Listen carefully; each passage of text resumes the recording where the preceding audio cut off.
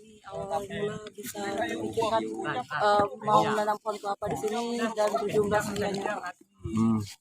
Ini kita mau nanam kelapa ini rencananya 1000 pohon. Tujuannya untuk apa? Untuk mempercantik pantai ini, harapannya ke depan supaya di sini menjadi daya tarik destinasi wisata. Kemudian kalau di sini sudah menjadi tujuan wisata, otomatis ekonomi masyarakat di sini juga akan meningkat. Nah, jadi di sini punya ikon, pantainya bagus. Kalau tidak kita pedulikan, tidak kita kelola, stakeholder yang ada di sini, maka ini akan menjadi pantai yang terbengkalai.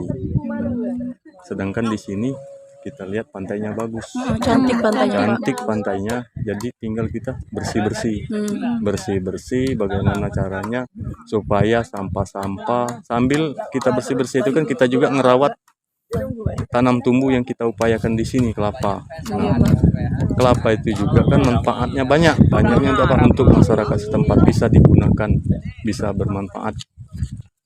Kemudian untuk penghijauan lain, terus dipasang spanduk himbauan seperti itu.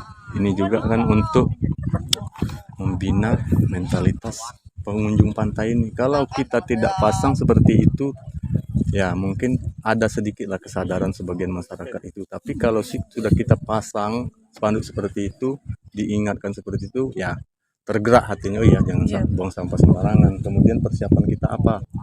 Nanti tong sampah segala macam. Jadi intinya kalau kita mau menyedot daya tarik itu, kita persiapannya dulu. Nah, dari kepolisian, nah kalau sudah ada ibarat geliat ekonomi kayak gini, mudah-mudahan otomatis kriminalitas juga berkurang. Kenapa? Sebab orang melakukan tindak pidana pencurian segala macam itu karena faktor ekonomi. Kalau ekonominya bagus, ekonominya menunjang, mantap, nggak ada kepikiran seperti itu. Kemudian tujuannya kita bersih-bersih pantai ini kan jangan sampai juga di sini dijadikan oleh anak-anak muda tempat maksiat, miras. Nah, jadi itulah kewajiban kami kontrol ini dalam rangka mendukung pembangunan yang dilaksanakan oleh pemerintah. Jadi apapun yang kita bisa lakukan, ya kita lakukan untuk kerjasama dengan stakeholder yang lain. Apalagi dengan adanya kehadiran mahasiswa di sini, yang namanya kerja nyata. Mudah-mudahan ini nanam ini kan jadi nyata benar ini nanam ini. Ada manfaatnya. Jadi bukan secara simbolis kalau kita teken-teken kayak spanduk itu, mungkin ke depan dia kan spanduk itu bisa robek, bisa hilang. Kalau kita tanam ada kenang-kenangan tanam tumbuh seperti ini, ke depan artinya ada yang kita tinggalkan, hal-hal baik. Nah, untuk berbuat baik itu mulai dari diri kita sendiri, dari hal-hal yang kecil. Seperti kalau ada sampah kita ambil, ada pecahan beling kita singkirkan. Nah, itu untuk kebaikan. Kita jangan minder, jangan malu, karena zaman sekarang ini sering kalau kita berbuat baik itu katanya pencitraan. Itu kita kesampingkan, itu kita jangan pikirkan itu. Memang banyak tantangan kalau kita mau berbuat baik. Berbuat jahat itu yang banyak dukungan, kebalikan sekarang. Nah, jadi kita secara individu, tiap kepala yang berpikiran maju, kita sebagai motor penggerak, sebagai agen perubahan. Jadi kehadiran mahasiswa di sini, saya sendiri dari kepolisian menilai sangat bagus.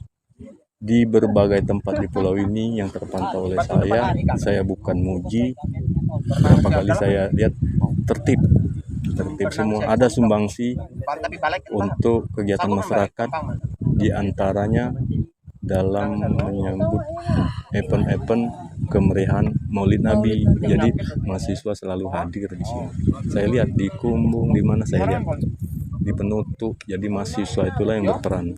Jadi perangkat-perangkat desa dan masyarakat tokoh agama itu ya pasti menilai ini hal-hal yang positif, Ya, Pak. karena yang kita ini kan memang kuliah kerja nyata. Jadi di antara poin-poin pembelajaran kita di bangku kuliah itu memang ada di sini, ibarat ada implementasi nilai-nilai teori yang ada di sini sesuai dengan bidang disiplin ilmu yang mahasiswa pelajari.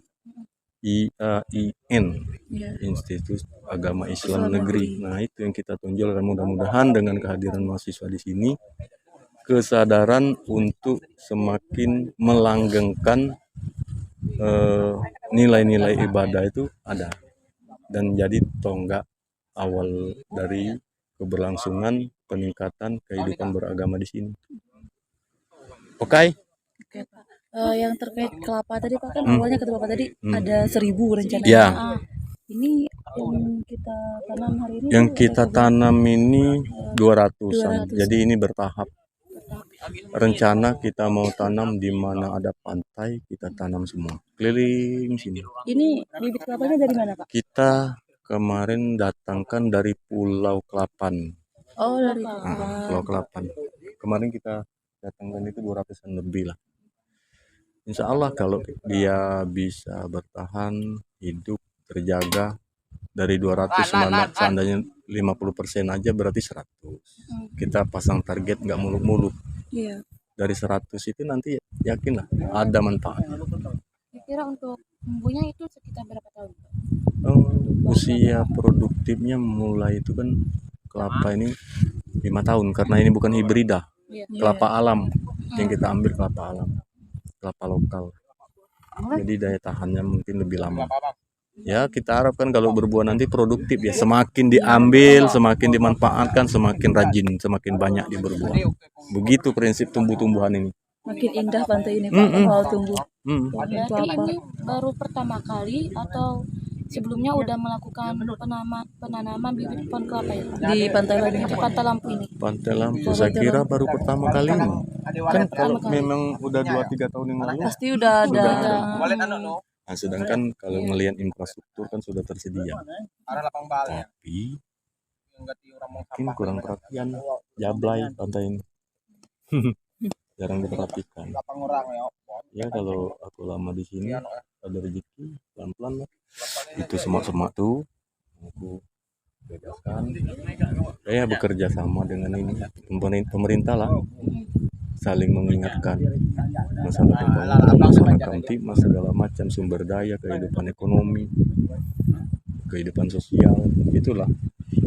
Jadi kalau kata Kiai Khairun Nas, mayan paunas, ya kan, sebaik-baiknya manusia yang bermanfaat bagi manusia lain. Kan jadi jangan kita nyerah dengan stigma yang